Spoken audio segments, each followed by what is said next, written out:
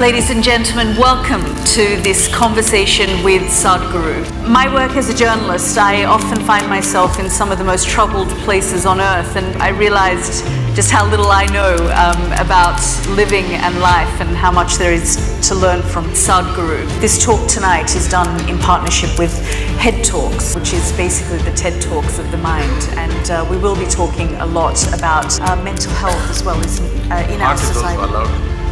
Heart is also allowed. Heart is also allowed, great. We'll talk a little from the heart as well as the head.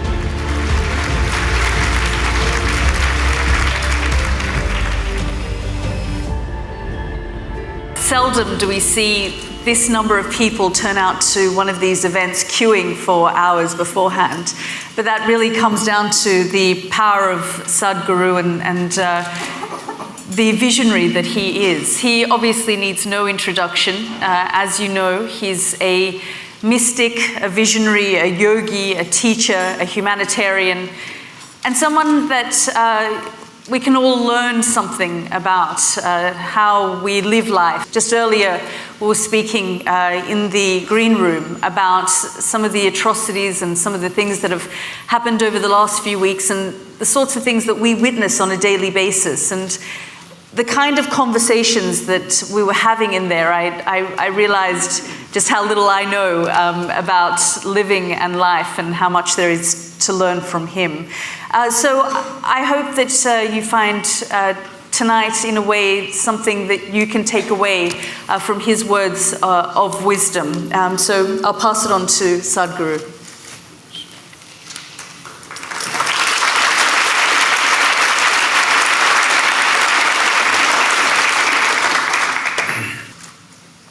Jananam sukadham maranam karunam milanam maduram smaranam karunam Kalavashadiha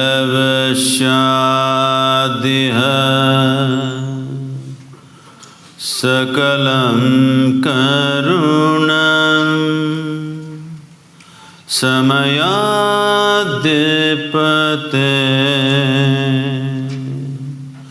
Akilam Karunam. Good evening everyone. Sadhguru, can you tell us a little bit about that chant and what it means? Well, I'm just not going by the word meaning, but the overall meaning would be, birth is a certain pleasure and joy, but death is compassion. When you have lived enough, the relief of death is fantastic. The worst thing that could happen to you is that suppose you have to live forever.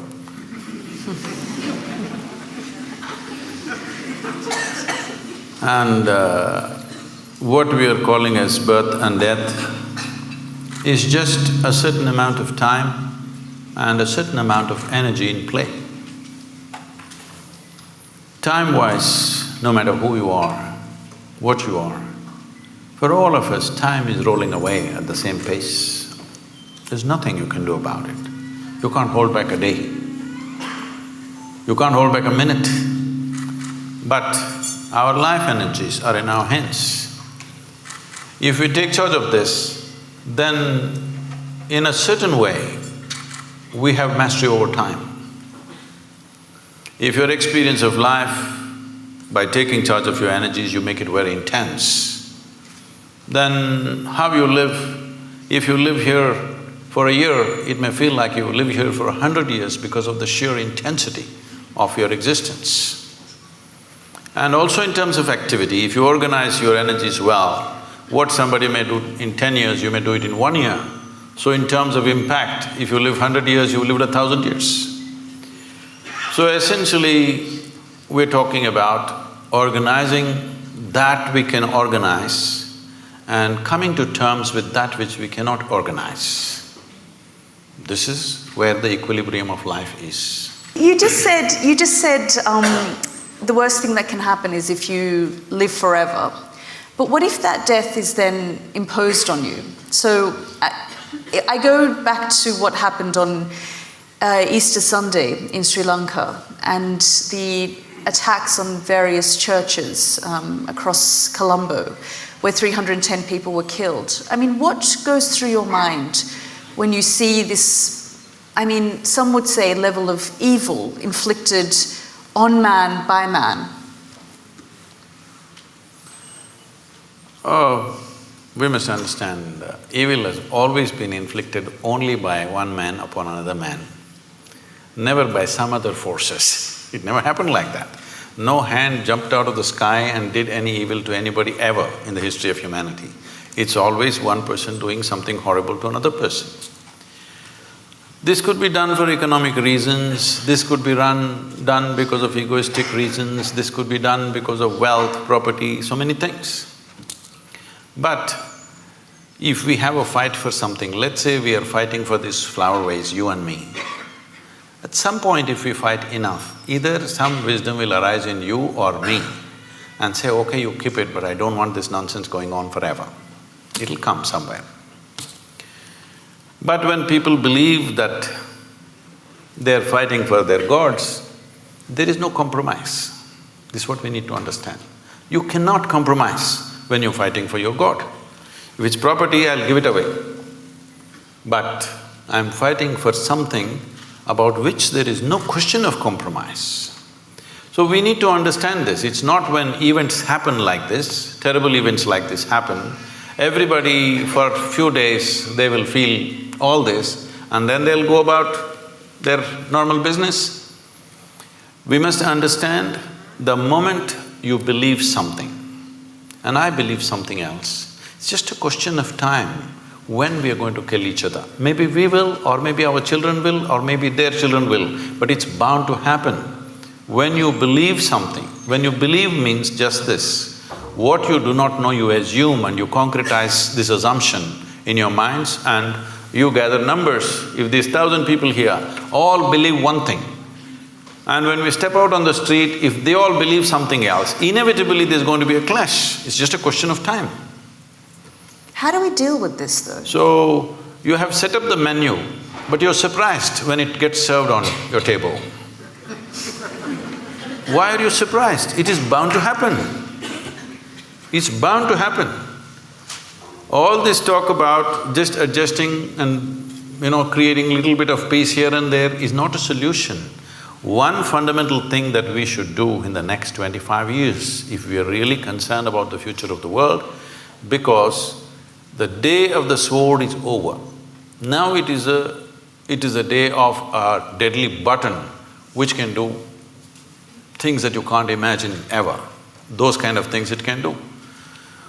Well, these deadly buttons are being spoken about on a regular basis these days in various places.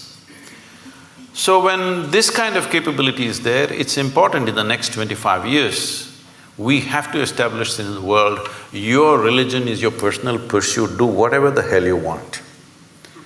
But it cannot be a national or global agenda. This must be set 100%. If we don't do this, we are not looking at just a few churches exploding or somebody shooting in the mosque or something else. You could have nations exploding into bits. A large part of humanity can go into bits because that's the kind of empowerment we have in terms of technology. It's not like you'll take your sword and kill 100 people. You're going to just take away millions at a time. So when this kind of empowerment is there, these kind of rudimentary beliefs, when I say rudimentary belief, I'm just saying, you believe something that you don't know. Let's understand the word belief first of all. I'll ask you a simple question, is it okay? Am I too abrasive for you? You said it's head talk. Suppose I ask you right now, how many of you believe you have two hands? Please raise one hand. Do you believe you have two hands or do you know you have two hands? No. If I start an argument with you that you don't have two hands, and if my argument becomes too powerful, one slap in the face, and you know you got hands. So with hands you know. There are so many things you believe. What does it mean? It simply means things that you do not know. You are not sincere enough to admit what I do not know as what I do not know. Because you've not understood the immensity of I do not know. Only when you see I do not know, the longing to know, the seeking to know, and the possibility of knowing becomes a living reality. Otherwise, everything I do not know, I just assume. What is the point of that? The moment you assume and you gather 1,000 people who assume the same things, and I assume something and I gather 10,000 people who assume the same thing, clash is inevitable, believe me. But it's easier said than done to say, well, in the next 25 years we need to get out of this mindset. Well, never before this was possible. Today we are sitting here just talking to 1,000 people, but you know that today we have means, what we speak here, we can make it reach the entire humanity. This was never ever possible. Many fantastic human beings have come, but what they could do was minimal, because when they spoke, hardly 10 people heard. Today you can sit here and speak to the entire world. When you have this capability, how come you say you cannot transform the world? We can. It is just that, are we committed to making it happen? I was just talking to somebody who was some kind of an expert on the internet. That's when I started going on YouTube and everything. This is about 12 years ago. I was talking to someone in United States who is some kind of an expert on the internet affairs. So I've never gone browsing or anything, I'm just busy with what I'm doing. So I just asked, what are people looking for hours on end there on this net? So he very casually says, Sadhguru, about 70% is pornography. I said, what? He says, yes. I didn't want to believe him. I said, this is not possible. It can't be 70%. Maybe some people are looking up something. But then I check with a few other people, everybody says 70% of data is pornography. And they tell me, every year some 1.2 million children below 15 years of age are being sold on internet. What's wrong with us? I'm saying, when such a tremendous tool of technology comes to us, we want to sell our children? Is this how we use it? We want to change this. That's why I'm loud in the last 10 years, out on the internet. Do you think, though, that technology is a good thing or a bad thing? Technology is neither. The beautiful thing about technology is, if you learn to use it, it works for you. But who you are will decide how you use it, isn't it? But how do you So what we need to fix right now in the world is, who are we? This is what we need to fix. We've all become many things which we are not.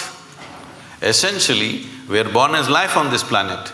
Rest of the things are taught to us, isn't it? Stop teaching all this stuff which makes us something other than human beings.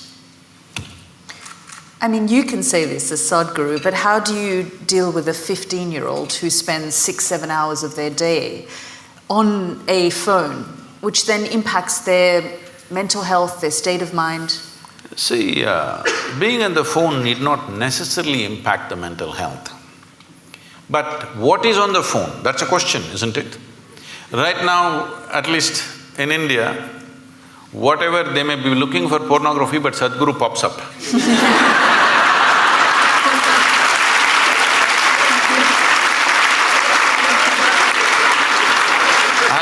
I'm telling you, I'm saying this with a certain glee, because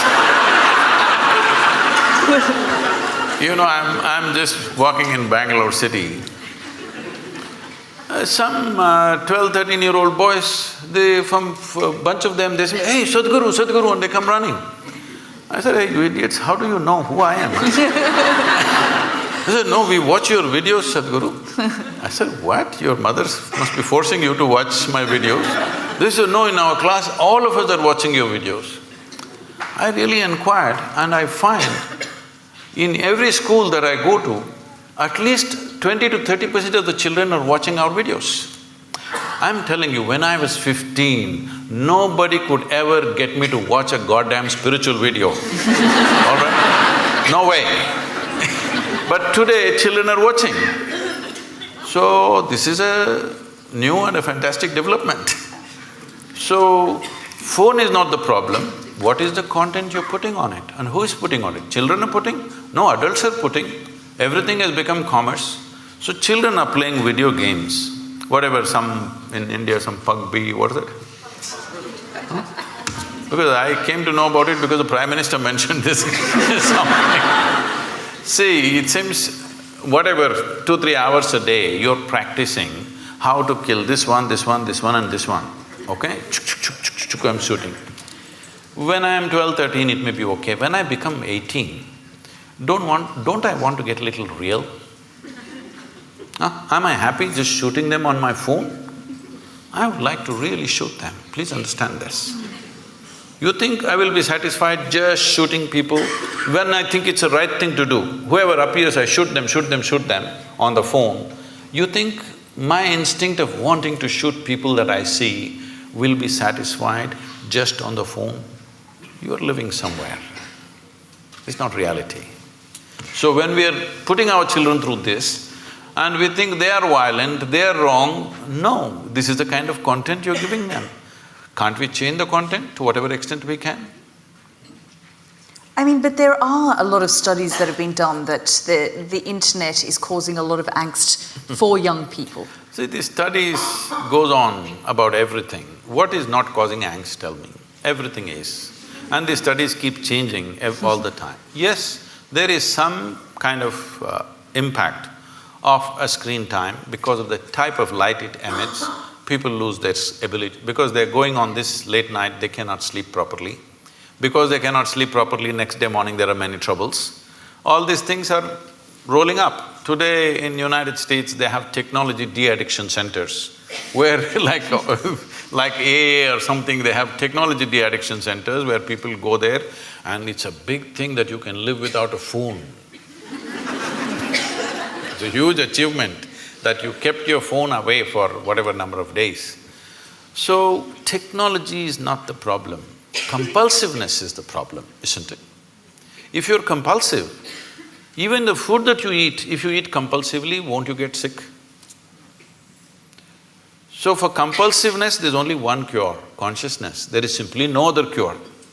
You can make adjustments. Can I say a joke? Is it okay? Please, of course. On a certain day, an office colleague, a young woman, asked Shankaran Pillai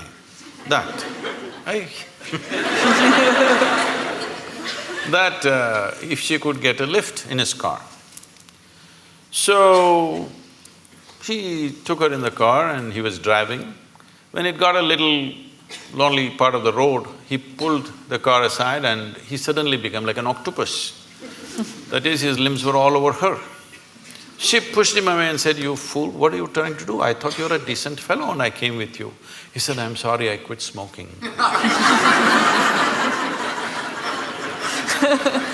Then tell us, how do we get to a point of consciousness then? How do we not take our impulse from smoking to something else? See, we are misunderstanding consciousness as just mental alertness. Mental alertness will help you to survive better. Consciousness is not about that. See, you know that you exist right now only because you're conscious, isn't it? You are conscious right now. That's why you know that you're here. Suppose you fell asleep. You don't know that you exist, isn't it?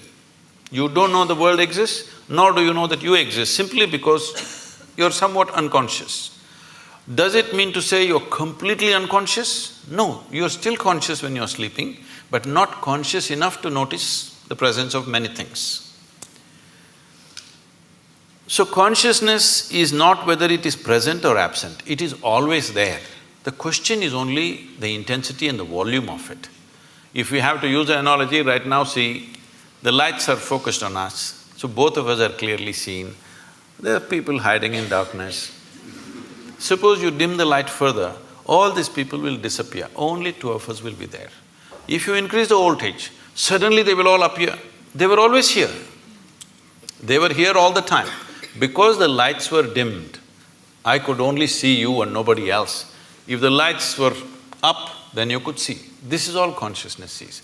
Everybody is conscious. Question is how conscious. So to increase or to raise consciousness, what have we done in the societies? Our entire education system is just about survival, one being better than the other. How can you be conscious when you're competitive? When all you want to do is be better than somebody. Your only joy is other people's failures. How will you be conscious? When you're enjoying other people's sufferings, other people's failures.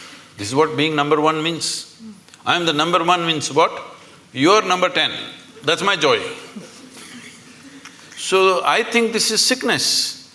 From kindergarten, you're spreading this sickness into children and you expect them to be fantastic. It won't work like that. So do we need to change our systems? Oh, definitely.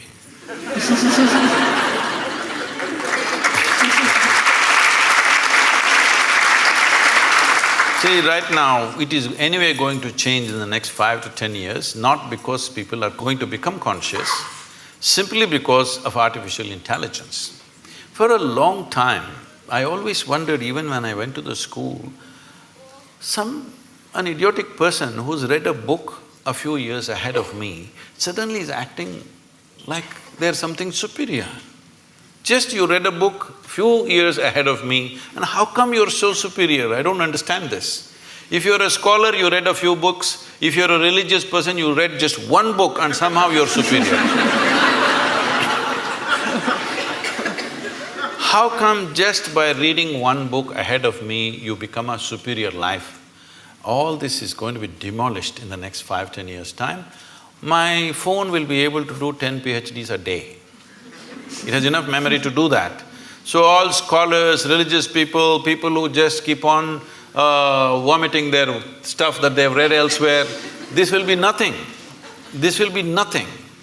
So, see, there was a time, I remember this very well, in Mumbai port, when the first gantry was installed to load and unload the ships, about 35, 40 years ago maybe, all the labor protested, they went on strikes.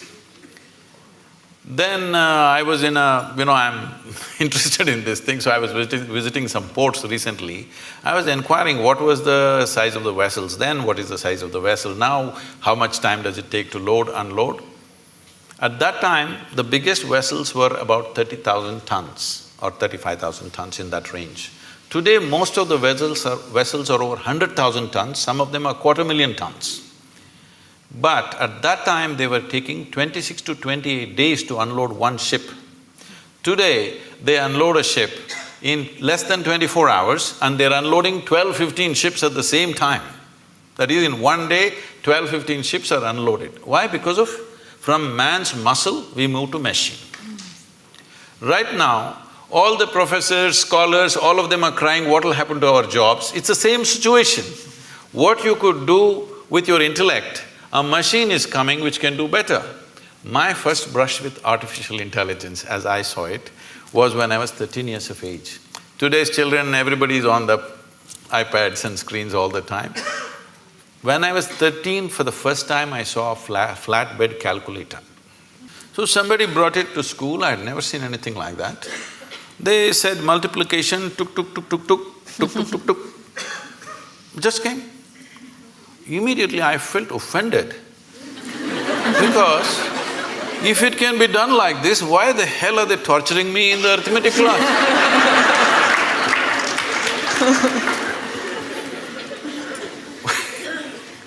So then I imagined if there was a calculator for physics, chemistry, biology, everything, how wonderful. It took 50 years. Now it's coming. All the best for the children of the future, because they don't have to go through this torture of simply trying to retain something in your memory and believe that your memory is intelligence. Your memory is not intelligence. Your memory is a certain capability, all right, but intelligence is a different dimension of life. Consciousness means pure intelligence. unsullied by memory. Now if I look at you, oh, I know Yalda, oh, she's good, she's bad, she's my friend, she's my enemy, this, that, so much nonsense in my head. What happens now is, I don't see you the way you are right now. Yes? If my intelligence is sullied by my memory, I cannot see you and experience you the way you are right now. If I don't see you right now the way you are, I cannot see this flower the way it is right now, I cannot see the sunrise, I cannot see the sunset. For everything I have a stupid meaning in my head. There is no meaning in the phenomena of life. There is no meaning to sunrise, there's no meaning to a flower, there's no meaning to a cloud, there's no meaning to anything. It's just that it's fantastic, that's all.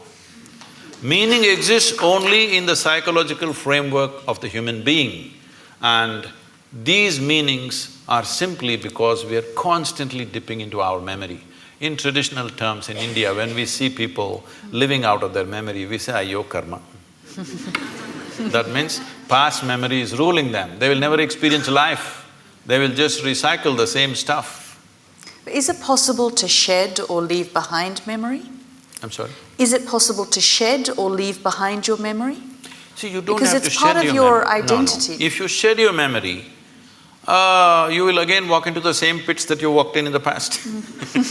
Memory is not to be shed, it needs to be carried little loose, that it is not sticking to you all the time.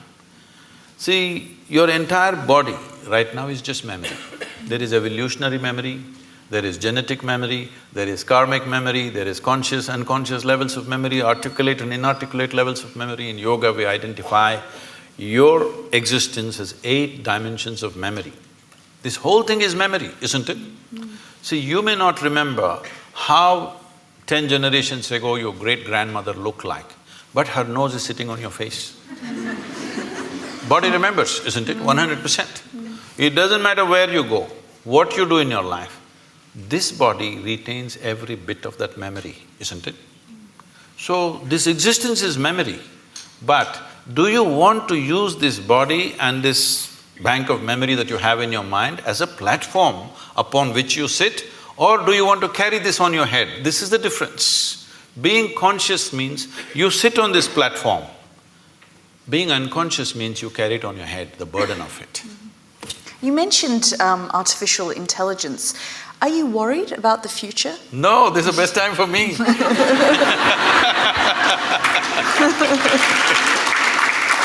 See, if, let us say, right now, you have read 10,000 things and you remember all that, I have not read anything. So, the value that you have is only the memory you have. But now I have a little gadget which knows 1,000,000 times more than you know. So now what is the value for you and me? What kind of a human being I am is the only value, isn't it? What nonsense you carry in your head is of no value. So this is a great time for me. This is great time for humanity, because now you being a human being will become more important than what nonsense you carry in your head. I'm sorry, this is head talk. So are you saying then that we are living in the best time in history? Definitely. Is there any question? Never before human survival was as well organized as it is today. If you had to start your morning, you had to take a bucket and go to River Thames, which is a mile away, and carry this bucket full of water. Tell me in this room, how many people are even fit enough to carry a bucket full of water for a mile? Now we're complaining because the warm water is not coming. There are two knobs you have to turn for warm and cold water. You want a single knob, so people are freaking in the morning. 2 knobs have to handle. So, survival is better organized than ever before. When our concern was survival, we couldn't pay attention to other dimensions of life. See, once you come as a human being, if you had come as any other creature, stomach full, life settled. Once you come as a human being, stomach empty, only one problem, stomach full, 100 problems. Why this is so is, our life is not fulfilled with survival. When our survival is in question, we are just like any other creature. Only when survival is fulfilled, the dimensions of being human kicks in into our experience. When you're thinking of where is my next meal, we don't expect you to be very human. You lose it in many ways. Now survival is settled for a large part of humanity. Unfortunately, there's still populations for whom it's still a struggle. But I would say at least for 60% of the population on the planet, for the first time, survival is better organized than ever before. The world is safer than ever before, though people are constantly complaining. Well, you're talking about Sri Lanka, yes, it's an unfortunate incident. But 1,000 years ago, if 1,000 people died just 100 miles away, you would be sitting here thinking world is super peaceful. Yes or no? Today it's because of BBC that somebody dies somewhere, the blood flows into your sitting room. It's a good thing, at least your humanity is being evoked, otherwise it'll sleep. So I'm saying, in terms of violence, we are more peaceful than ever before. Our survival is organized better than ever before, and above all, our ability to communicate is better than ever before. These are not small things. Now the question is, what are we going to communicate? Are we going to abuse each other? Are we going to throw dirty things at each other? Or are we going to do something that will transform us as a generation, because this is our time on the planet? Are we going to make this the greatest time in the world ever? Or are we going to let this pass? That's all we have on our hands. What else do we have? That's all we have. All we have is a little bit of time, isn't it? Hello? All we have is a little bit of time. But most people think they're immortal. That's why they don't do anything. Because they think only other people die. They don't understand you and me will die. When we are born, we are geared to die. So it's only a question of time. Time is ticking away right now. As you sit here, from the time we came and sat here, we're 20 minutes closer to our graves, all of us. Yes, if you're conscious, if you think about death once in a way, it'll become a morbid thought. But if you're conscious that you're mortal, you would organize your time in the most productive possible way, isn't it? Are you worried about global leadership though? I mean, you say we're living in the best time it's the best time for us in terms of survival and technology, but if we look at the global phenomenons at the moment, I mean, even if we look at what's happening in this country with Brexit and identity politics and people feeling like they need to belong to a certain type of thinking or group on either side of the spectrum, is that not dividing us more and more? See, I think this reaction is happening not just here, in many places across the world. I've been talking to media and others saying, don't push the pendulum too much on one side, it'll inevitably swing the other way around. So people have been pushing it too much on one side about politically being correct, saying the right word, not the right thing. The right word you must use. If I say mankind, women will react. I'm saying, is everybody so screwed up in their head, all the time they're discriminatory? I don't think so. Some people are, of course. But today it's become like this. You know, it was very natural for me, if you see a child, you want to pick up the child, you want to do something, you want to talk to them, you want to hug them, whatever, because it's like a fresh flower. But today, you don't know whether to touch the child or not. Because people are making such a big deal about it. I am not saying there are no issues, there are serious issues, this which needs to be addressed. But at the same time, when we push it to a paranoia level, instead of taking necessary steps, we make it a paranoia among people, then the other swing is inevitably going to come. Now somebody is saying, don't worry about all this ecological nonsense, nothing is going to happen, everything is fine, let's do everything as it is because this is all rubbish, because you pushed it too much.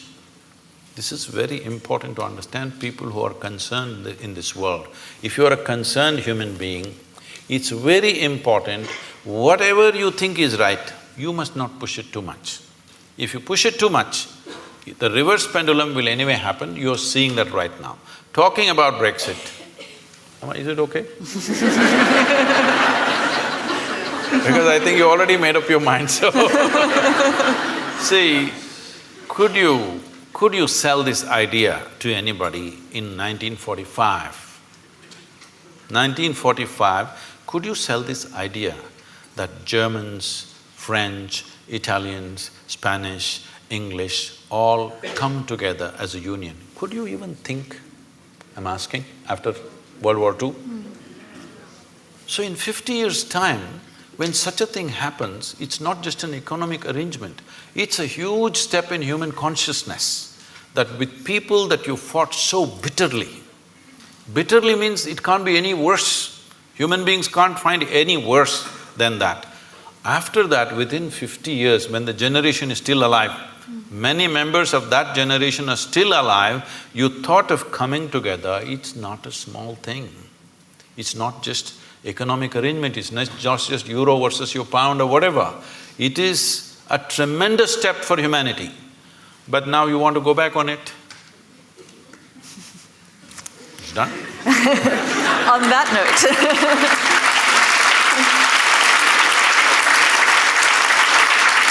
On that note, I just want to open up to the audience and give you a chance to ask some questions from Sadhguru.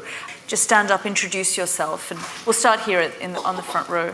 I'm Meenakshi and I work in technology, Sadhguru. So thrilled and privileged to be here, feeling blessed. Thank you.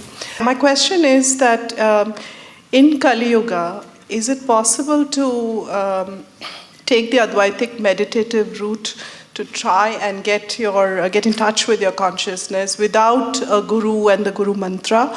Or should one pursue Namasmaran and Bhakti Marg as the way one tries everything but is flapping in the wind? See, you're a technology person, and I'm asking all of you. Well, each one of you may have your own religious beliefs or whatever, but please look at it sincerely. Your belief is only to a point of convenience, isn't it so? Are you willing to believe to such an extent? You have children? Children? Yes. So, are you willing to leave the future of your children in God's hands and leave it, just do Nam Smaran and leave them on the street? Because, street is also in God's hands, right? Are you capable? No. Are you willing to leave your home, doors open, your wealth, everything open, because God is there anyway? No, you do everything that matters to you. You're keeping God as insurance. All right? So, when you're in this state of mind, don't talk about devotion, it won't work. Devotion is a fantastic thing.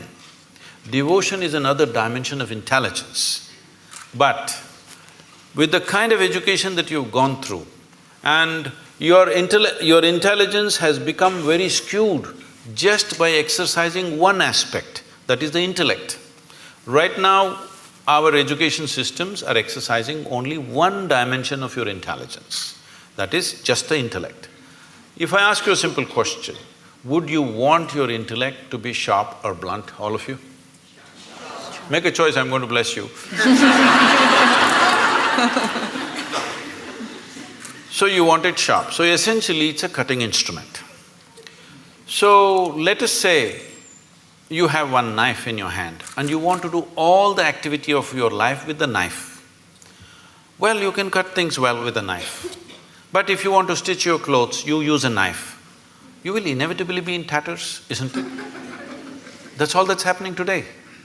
Because you're exercising just one dimension of your intelligence, which is the intellect, which is a discriminatory, sharp instrument which slices open, dissects things. Now, I want to know something physical, I want to dissect it.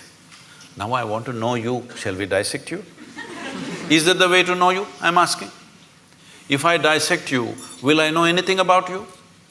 Is it possible, I'm asking? By embracing you, by including you, I may know something. By dissecting you, what will I know? What will work for a physical substance, you're trying to apply to your own life. It's not going to work like this. See, the more educated people are becoming, the more disturbed they're becoming. Education should have settled them, isn't it? Education should have enhanced life. But tell me, who is causing maximum damage on this planet? Educated people or uneducated people? Hello? Educated people, isn't it? Educated people should have been the solution. Educated people are the problem. Simply because we are using a knife for everything. If you want this thing, there was a time when I was crisscrossing India on my motorcycle. So one whole night I've been riding. I'm somewhere between Madhya Pradesh and Uttar Pradesh, I don't know which state, somewhere around there in the border. So early morning around 6:30, I end up at a tea shop. Full night I've been riding. Then, people who ride motorcycles, they will know one problem is always that every 500 kilometers those days, the chain will become slack. So you have to take off a link and put it back, tighten the chain. This is a very easy job, but it's messy because of the grease and stuff, your hands will become messy. So I'm just about preparing for breakfast, I'm not willing to mess. Then I see on the opposite side a shack which says Mubarak Mechanical Works. Then I see a young boy there and I say, "Hey, can you tighten my chain?" He said, yes, full enthusiasm. Then he goes inside and brings his tools. What he brings? He brings a chisel and a hammer. Then I say, "What, you going to do with that?" He said, "Yeah, I can do it." I said, "Wait." Then I walk into his garage and look, only what he has is chisel and hammer. He can fix it, but after that, that's the end of it. So right now, this is what you're trying to do. You're trying to fix everything with the sharpness of your intellect. You will become a mess. The more you do it, more mess you will become. Only satisfaction you have is, you know words and things that other people do not know, but you are a total mess. Yes, because the other dimensions of intelligence have not been opened up in this society, largely. Not everybody, but largely. There are no systems to open up other dimensions of intelligence. So when we say devotion, we're talking about a completely different dimension of intelligence. Devotion is not about belief. Devotion is not about going to a temple, church or mosque. Tell me, is there anybody in this world, either in sport, art, music, business, spirituality, whatever, has anybody done anything significant without being absolutely devoted to what they're doing? Has it happened? So devotion is another dimension of intelligence. If you exercise that, life will be very beautiful. But it does not mean that you can simply believe that devotion has become deception because it's a deal. Right now the deal is like this, "Dear God, I will give you 10 pounds, will you give me million?" I'm saying, when there's not a single idiot on the streets of London who's willing to make such a deal, how come the source of creation is willing to make such a deal with you? So what do you think of organized religion then? I generally don't think about it.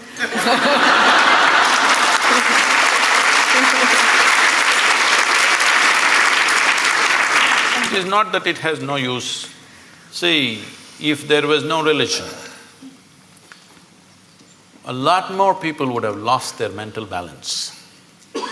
It is a very inexpensive way of psychiatry.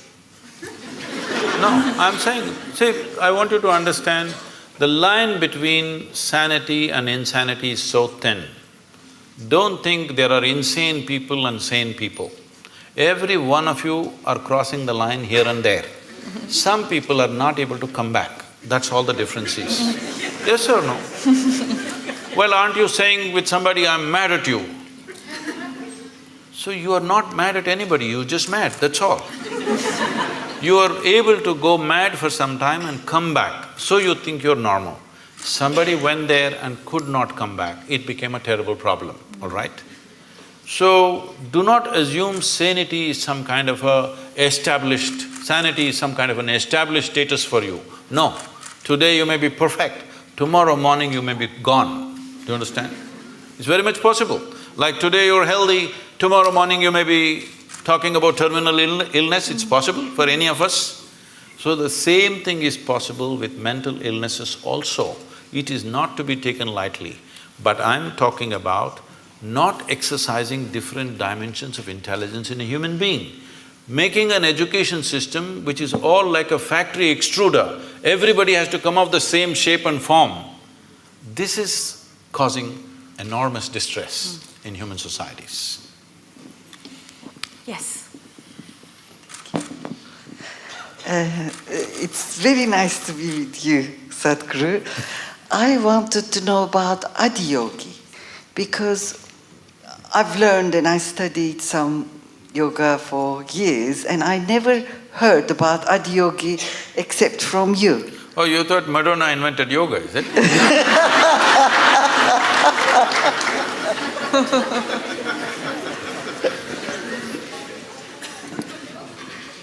The word Adiyogi means the first yogi. We don't know the exact time, but it's somewhere over 15,000 years ago. That much we know because of certain relics we have found and certain things that have been said, certain astronomical phases that they've talked about. Based on this, we estimate it's over 15,000 years ago, we don't know the exact time. So the significance of Adiyogi is this: for the first time, for the human beings, he said, if you are willing to strive, you can cross all the limitations that nature has set up for you. Only thing is if you're willing to strive. And above all, the most important thing of this is, he's the first one. I don't want to take the credit away from the English people. Charles Darwin spoke about evolution about 150 years ago. You had a 200th birth anniversary recently. So, Adiyogi spoke of evolutionary process over 15,000 years ago. He spoke in a different language.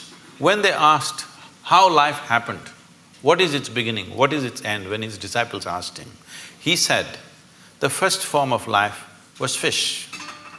Second form of life, he said, is a turtle, of amphibious life. That means life is moving out of water, finding its way on the land. You Indian people know about the 9 avatars. The next one is an animal, usually is called a wild boar because wild boar is supposed to be the most physical creature among the mammals. So he says, it's a wild boar. Next one is half man, half animal. Next one is a dwarfed man. Next one is a full-fledged man but emotionally volatile man. Next one is a peaceful man. Next one is a loving man. Next one is a meditative man. The next one, which is yet to come, is supposed to be a mystical man. That could be you. Because if you pull out a small thing in your hand and start speaking to somebody in India or America, you're quite mystical. If you only… Yes. I'm saying, if only you had a phone 100 years ago, you could claim you're God and people would have believed it. Yes or no? So, he's not talking about individual people, he's talking about different stages of evolution. If you look at what Adiyogi spoke, in many ways it runs absolutely parallel to what Charles Darwin spoke 150 years ago. So he spoke about evolution and he said, till now evolution happened without your consent. Now you have the privilege to decide how far you want to evolve. He said, this is the most significant aspect of being human is this, that you decide your evolution. When you were a monkey, it's not my statement, it's Charles Darwin, okay? When you were a monkey, you did not decide, I want to become a human being. Nature just pushed you on for whatever reasons. But now that you're a human being, now you can decide what kind of a human being you want to be. This moment you can be like a brute, next moment you can be godlike. Both are possible for you right here. So he said the most significant dimension of being human is you determine your evolution. This is the only creature on the planet who has that freedom to do that. He said this is the most important thing and he gave 112 methods through which a human being can evolve to their ultimate nature. So that's why Adiyogi. Namaskaram, Sadhguru. I would like to know about science of consecration, and if I'm worthy of knowing it, how do I go about it? Oh. Well, we must congratulate Yalda because in the next 3 weeks she will be a mother. Thank you.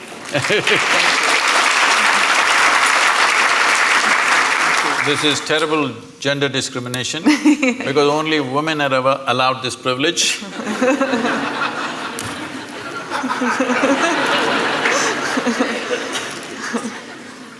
So, she was talking to me about how she's conscious when there is a situation in any place, given place, without any logic to it, conscious of certain energies and how different people and different forms and different spaces impact you. So the science of consecration is just this. The best material to consecrate is a human being. Because of all the physical forms on this planet, this is the most evolved physical form. The easiest thing to consecrate is a human being. But the problem with the human being is, every few minutes they'll make a U-turn. You can consecrate them right now, by tomorrow morning we don't know. So first of all, to get them committed to stay with whatever is given to them is a big issue, especially in today's world. Because of that, we consecrate other forms. We always want to choose a form or a substance, first of all, which is of the highest density possible, because physical form, its strength and its integrity depends upon its density. So we normally solidify mercury to do this. This is called as Rasavaidya, which means it is the technology of solidifying mercury. People think it's a miracle. No, it's not a miracle. We use mercury as a process of consecration. The idea is it will change the very energy in which you are. Well, today our modern science is still busy studying physical things. Everything physical about you has been gathered from outside, isn't it so? Hello? What you call as my body is just a piece of this planet. You slowly gather it by the food that you eat. So if everything physical about you is just something else, not you, what you gathered cannot be you. What is you? Definitely there is a dimension beyond physicality. If you ignore that, there's simply no life.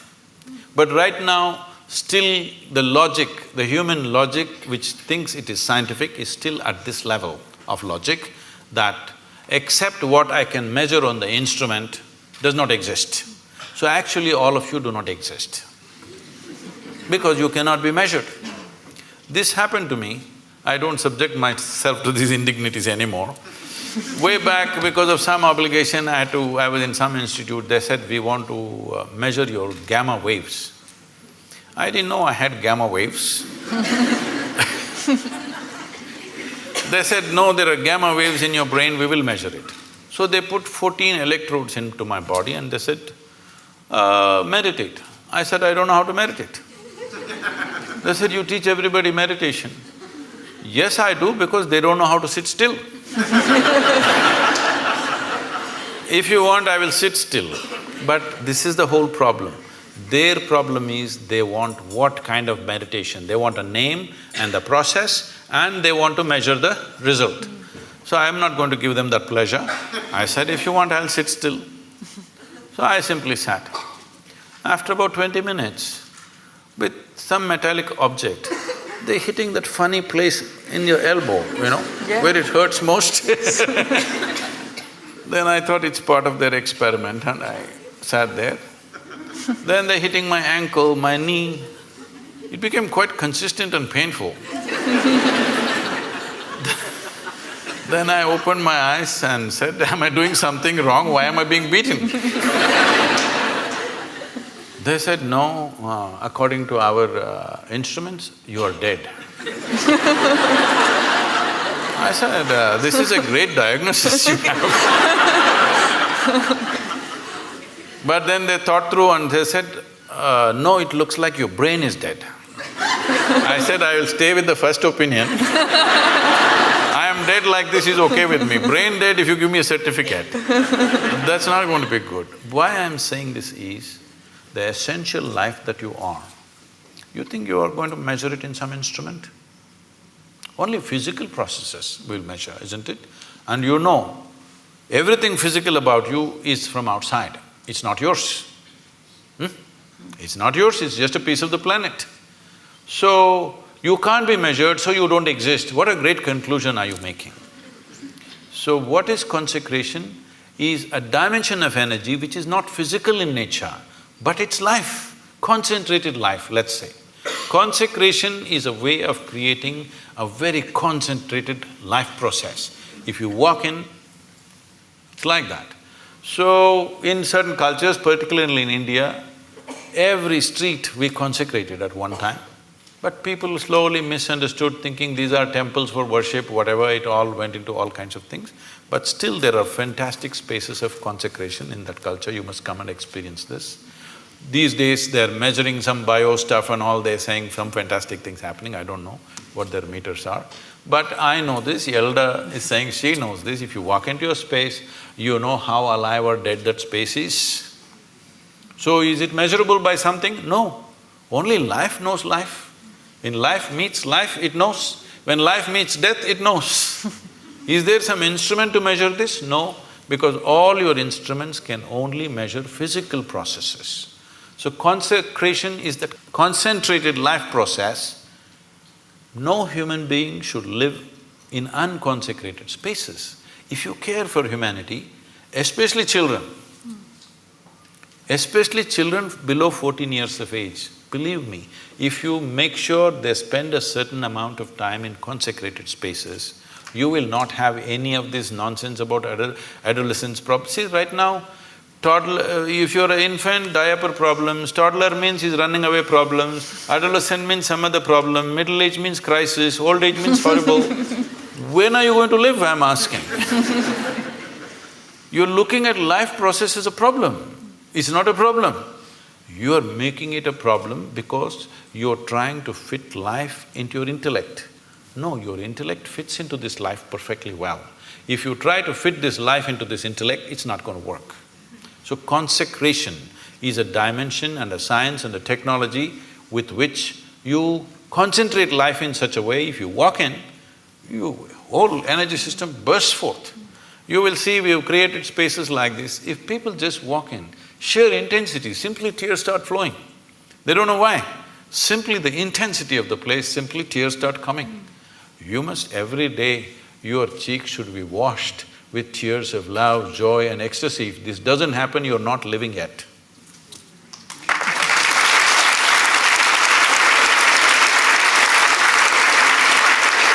Sadhguru, we've just got a few more minutes left, but I wondered, I mean, it was such a beautiful thought that you've just left us with, but I wondered if there was some final thought or a mantra or something that you can leave our audience with before they go home.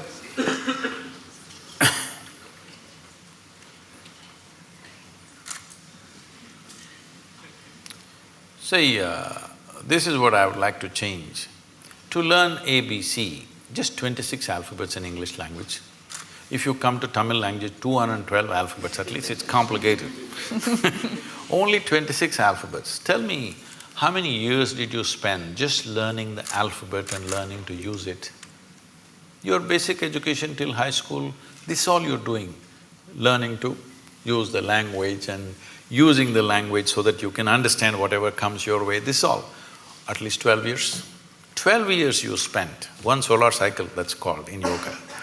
One solar cycle you spent just to learn a language, to communicate with people. But to transform your life, you want a 2-minute mantra.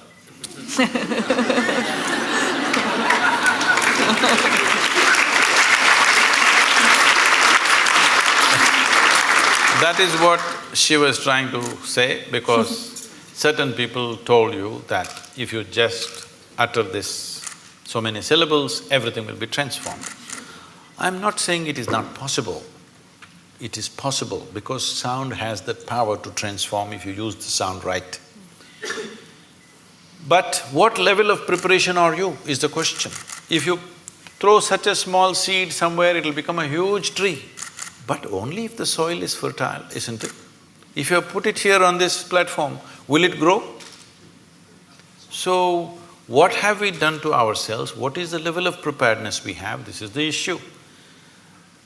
All of you, I could just initiate you into a powerful meditation process just like that in 2 minutes, if only certain level of preparedness was there. But to do this, a few minutes of initiation, normally in our basic program we spend 30 to 32 hours of preparation because everybody has invested in all kinds of identities. People keep asking me, Sadhguru, what is the secret? How did you become like this? I told them, this is all I did. Never identified myself with anything. The moment your intelligence gets identified with something, you must understand this, the nature of the intellect is such, suppose you identify that you are a woman. Now your intellect keeps on doing rounds around that, protecting this gender all the time. Now you say, I'm English. Now it will go only around that, protecting that. Now you say, I'm a particular religion. Now it'll go only around that. Whatever is your identity, your intellect will serve only that. The moment you identify yourself with something, you have subjugated your intelligence to just self-defense and protection and survival. The intellect could have been a penetrating force to reveal life to you. Instead, you're using it to fight life, other life, because it's a defense mechanism. The moment I have an identity, I have to defend it, isn't it? Just to be here, without any sense of who the hell I am, you actually don't know who the hell you are. Hello? Assumed stuff, isn't it? Only because you dip into your memory. So if suppose Mr. Alzheimer visits you, suddenly you don't know who the hell you are. Even now you don't know. This is an assumption based on the accumulated memory.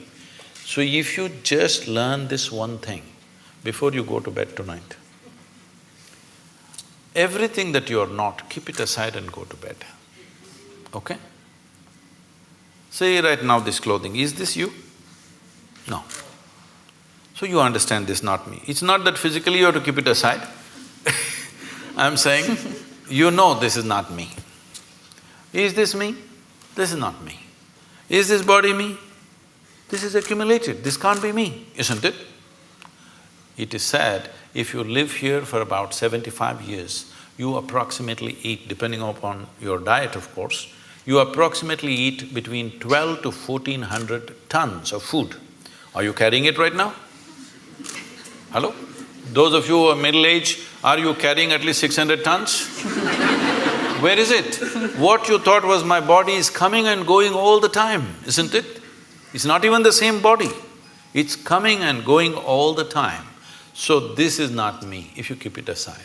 All the impressions that you have gathered, you also gathered from outside. Keep that aside. Everything that's not you, just keep it aside and go to bed and see if you can just be little conscious till that last moment till you fall asleep.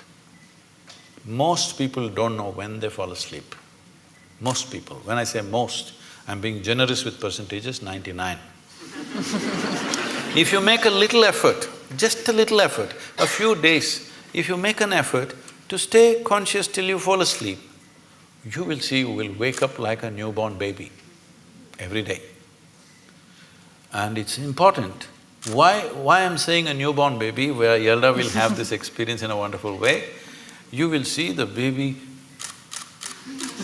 What do you think he's trying to do? He's drinking life. You become like that. Why? Because you're just living in the capsule of your memory. You think you already got it. If you got it, you must be dead, isn't it? So people are practicing death in installments. See, if you're really super alive, it's fantastic. If you're dead, it's good. But if I want to torture you, what will I do? I will not kill you. I will make you half alive. That's torture, isn't it? This is what is self-inflicted for most human beings right now. They're keeping themselves half alive and they're wondering why life is such a torture. I just asked a simple question about a year and a half ago when I was in London. I was speaking to a very prominent group of people. I asked, how many people in London city can sit in the evening peacefully, even without a glass of wine. They clearly said less than 1%. So, to be healthful, you need a chemical. Today, 70% of the people are on prescription medication of some sort. To be peaceful, you need chemicals. To be joyful, you need chemicals. To be ecstatic, of course you have ecstasy. I'm saying for everything, if you need chemicals from outside, this is not a moral issue for me. The concern is this: if 90% of the population is doing chemicals to be healthful, joyful, peaceful, everything, the next generation that you produce will be less than you. This is a crime against humanity. Next generation should be at least one step ahead of us. But if you produce a generation which is behind you, you're seeing this, you're beginning to see this everywhere. If you produce a generation which is less than you have committed a serious crime against humanity. This will happen in a big way if we don't go off chemicals, both prescribed and otherwise.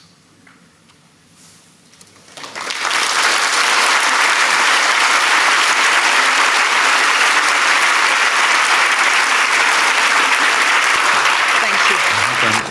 Thank you, ladies and gentlemen. Please thank Sadhguru.